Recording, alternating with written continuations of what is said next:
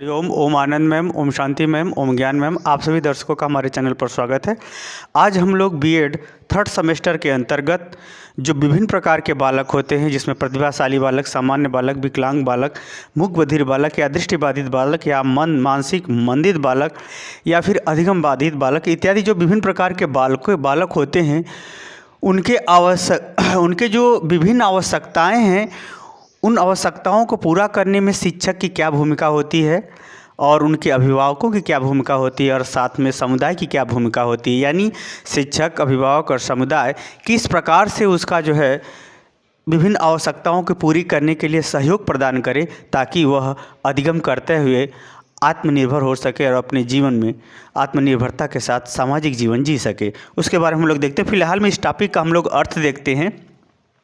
विभिन्न आवश्यकता वाले बालकों का समर्थन करने वाले, यहाँ समर्थन का तात्पर्य है अधिगम कराने, सीखने या उनके अनुभूतियों को ध्यान में रखते हुए उचित क्रियाकलाप सीखने में सहयोग प्रदान करना में शिक्षक, अभिभावक एवं समुदाय, यानी समुदाय की क्या भूमिका है, इसकी हमको जो है अध्ययन करना है। तो पहले अगर हम शिक्षक की बात करें तो शिक्षक क्या करता है, जो विभिन्न प्रकार के बालक होते हैं, विभिन्न योग्यता, क्षमता, दृष्टिकोण इत्यादि जो उनकी गतिविधियां हैं, उन विभिन्न बालकों के संदर्भ में शिक्षक ही नहीं, जो लोग शिक्षक के साथ सहयोगी भूमिका में होते हैं वो लोग भी क्या होते हैं, या शिक्षक के रूप में सहयोगी की भूमिका में होते हैं, वो भी एक प्रकार के शिक्षक ही होते हैं। तो ये जो शिक्षक है वह किस प्रकार से इनका सहयोग प्रदान करता है, अगर सामान्य वे में देखें, संक्षेप में देखें, तो अध्यापक क्या करता है, शिक्षण का कार्य करता है। ये भी तो सामान्य सी बात है, पढ़ाता लिखाता है, उनमें हर कला कौशल इत्यादि विधियों का प्रयोग करता है, इसके माध्यम से सहयोग देता है। साथ ही प्रशिक्षण, यदि बालक कोई विशेष चीज़ नहीं सीख पाता या सामान्य पाठ्यक्रम को उसको सीखने में दिक्कत होती है, तो ऐसे बालकों को अध्यापक क्या करता है, विभिन्न प्रकार के उसकी योग्यता क्षमता के अनुसार प्रशिक्षण का कार्य सिखाते हुए उसको आत्मनिर्भर बनाने का प्रयास करता है। साथ में जो है अध्यापक क्या करता है, या अध्यापक या सहयोगियों के माध्यम से अध्यापक क्या करता है, उसको हर क्रिया विधि में आवश्यकता अनुसार क्रियाओं को करते हुए या करके सीखने वाली प्रक्रियाओं के अंतर्गत निर्देशन भी देता रहता है, निर्देश भी देता रहता है, ऐसे करना, यहाँ सावधानी रखना, इसमें जो है भूल न करना, ऐसे प्रकार का निर्देशन भी देता है। उनके व्यक्तित्व के संदर्भ में, सीखने के संदर्भ में, क्रियाकलापों के संदर्भ में निर्देशन भी देता है। साथ ही अगर परामर्श की बात किया जाए तो अध्यापक जो है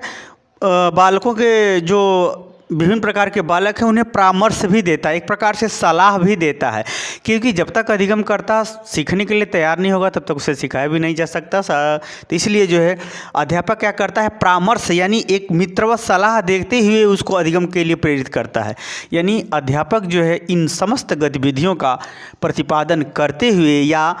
नियंत्रित करते हुए, लागू करते हुए, समझाते हुए उनको जो है सिखाने पढ़ाने का कार्य करता है। ये अगर हम वही दूसरी बात करें, अभिभावक की भूमिका की बात करें, यहाँ हम लोग संक्षेप में इसमें देखेंगे, हम सिर्फ टॉपिक का अर्थ देख रहे हैं। यदि संक्षेप में हम बात करें तो अभिभावक, यानी अभिभावक का मतलब होता है उसके विचार, व्यवहार, कर्तव्य, खान पान, रहन सहन इत्यादि का संरक्षण प्रदान करने वाला क्या कहलाता है, अभिभावक कहलाता है। अभिभावक के अंतर्गत सबसे महत्वपूर्ण तो माता पिता होते हैं। तो माता पिता के माध्यम से भी विभिन्न प्रकार के बालकों को जो है देख रेख, मान सम्मान, सीखने पढ़ने की स्थिति, समझाना बुझाना, साथ में क्रियाओं के लिए तैयार रखना और उसको विभिन्न प्रकार के क्रियाकलापों में सहयोग देना, सहानुभूति युक्त व्यवहार करते हुए उससे जुड़े रहना, इनके माध्यम से, अभिभावकों के माध्यम से ये सब गतिविधियां कराते हुए, यानी माता पिता के माध्यम से ये गतिविधियां कराते हुए उसे सिखाने या विशेष प्रकार का प्रशिक्षण देने या जीवन में सीखते हुए आगे बढ़ने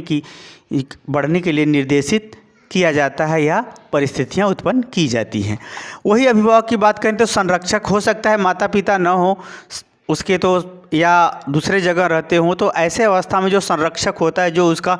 देख रेख वहाँ करने वाला होता है, वो कोई भी हो सकता है, अदर पर्सन भी हो सकता है, कोई सीनियर भी हो सकता है, यानी अभिभावकों के रूप में अदर पर्सन भी हो सकता है, बड़ा सदस्य भी कोई हो सकता है, कोई रिश्तेदार भी हो सकता है, कोई बड़ा मित्र हो सकता है, या कोई और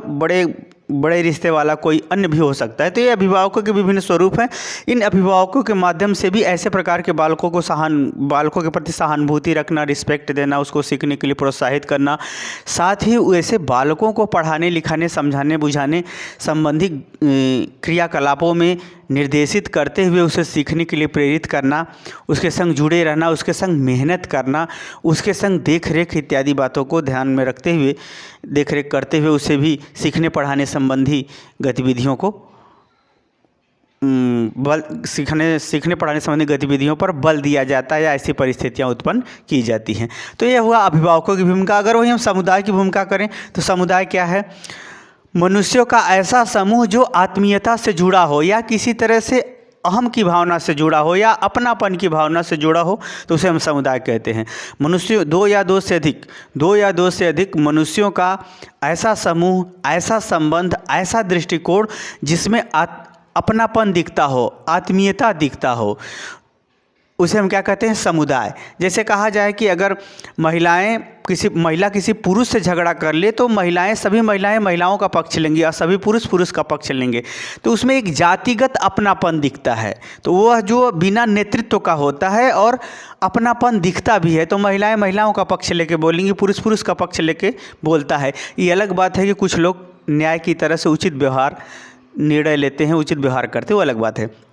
तो उसी एक प्रकार जातिगत वहाँ अपनापन है। अगर हम विदेश देखें और भारत को देखें तो भारत वाला अगर विदेश में जाता है तो भारत वाला भारत का पक्ष लेना चाहेगा, भारत का भला सोचना चाहेगा, भले ही वहाँ कमाता है तो क्या, फिर भी तो वो एक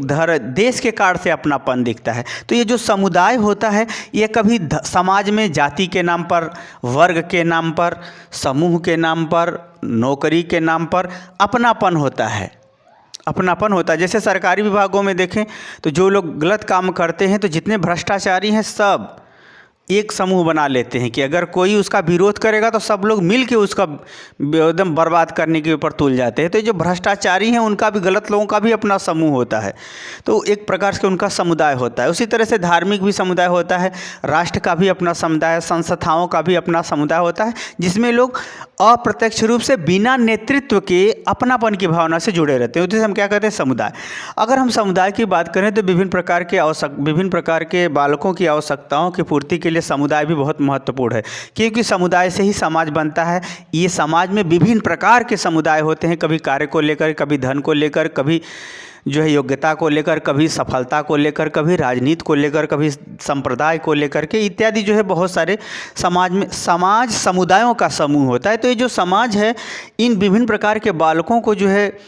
सामाजिकरण करना, उनको रिस्पेक्ट देना, उनको समाज में सहयोग प्रदान करना, उनको घृणा न करना इत्यादि जो है माध्यमों से सहयोग करता है विभिन्न प्रकार के बालकों को। उसी प्रकार से धार्मिक गतिविधियों में उदारता रखना, क्षमा रखना, सब पर दया करना, सबको सहयोग प्रदान करना इत्यादि विभिन्न गुणात्मक गतिविधियों या सद्गुणों के विकास के माध्यम से भी विभिन्न प्रकार के बालकों को जो है सहयोग, सहानुभूति, विकास, सम्मान इत्यादि के जो है भावनाएं, स्थितियाँ, दृष्टिकोण, विचार इत्यादि के माध्यम से सहयोग प्रदान करता है धार्मिक समुदाय भी। अगर हम राष्ट्र की बात करें तो राष्ट्र या राज्य की बात करें तो ये जो भी विभिन्न प्रकार के बालकों के लिए शिक्षण संस्थाएं देना, प्रशिक्षण देना, छात्रवृत्ति देना, उनकी शिक्षा की व्यवस्था करना, उनको रोजगार देना, उनके संग मानवीय दृष्टिकोण बनाना, उचित नियम बनाना और इत्यादि जो है गतिविधियां जो है के माध्यम से राष्ट्र भी या राष्ट्र संबंधी समुदाय भी विभिन्न प्रकार के बालकों को सहयोग प्रदान करता है। मुझे उम्मीद है कि आप समझ गए होंगे कि ये जो विभिन्न प्रकार के बालकों की जो आवश्यकताओं को पूरा करने में के लिए या आवश्यकताओं को पूरा करने के लिए समर्थन के रूप में अभिभावक, शिक्षक और राष्ट्र संबंधी समुदाय किस प्रकार योगदान देता है। आप समझ गए हैं तो कमेंट बॉक्स में ज़रूर बताइए। साथ ही मेरे चैनल को लाइक, शेयर, सब्सक्राइब भी कीजिए। आज के लिए इतना ही। हरिओम।